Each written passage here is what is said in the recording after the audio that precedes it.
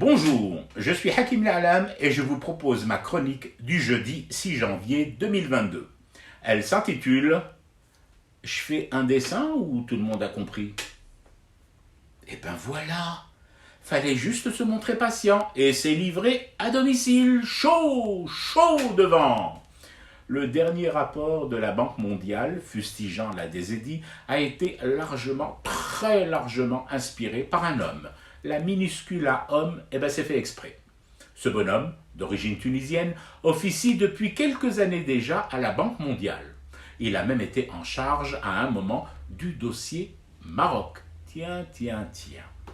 Et l'Algérie dispose aujourd'hui des preuves et des faits actés de sa proximité avec le Makhzen marocain. Quand je dis proximité, je reste poli, voire un brin dans la retenue des houlettes familiales. En fait, ce triste cire est cul et chemise avec des dirigeants marocains et le palais de Momo VI, d'où son forcing gratiné pour que se ponde un tel rapport sur notre pays. Alors, moi, bien sûr, après tout ça et ces révélations, je veux bien que les chiens de garde DZ de l'oppositionnite aiguë lèvent les bras au ciel en dénonçant le recours abusif par l'Algérie, leur pays, à la main de l'étranger. La main de l'étranger, voyez-vous ça?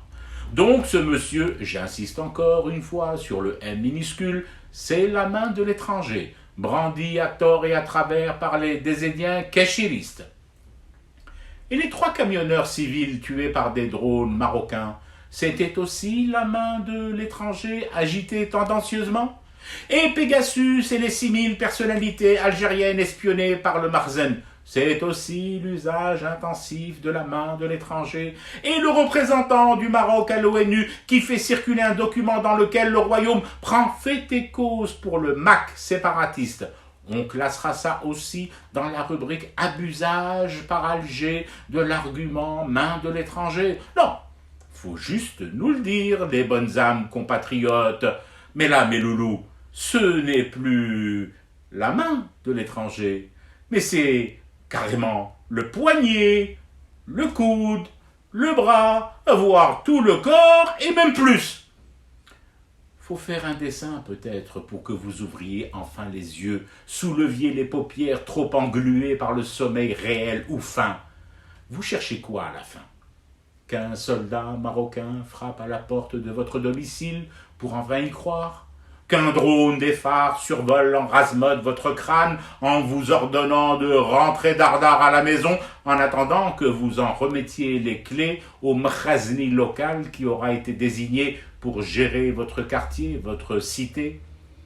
Je vous le dis, moi je suis ouvert à toutes les suggestions et toutes les patiences. Mais faut pas non plus pousser Momone jusqu'à assister impuissant au hissage du drapeau rouge frappé de l'étoile verte sur le palais d'Al-Mouradia.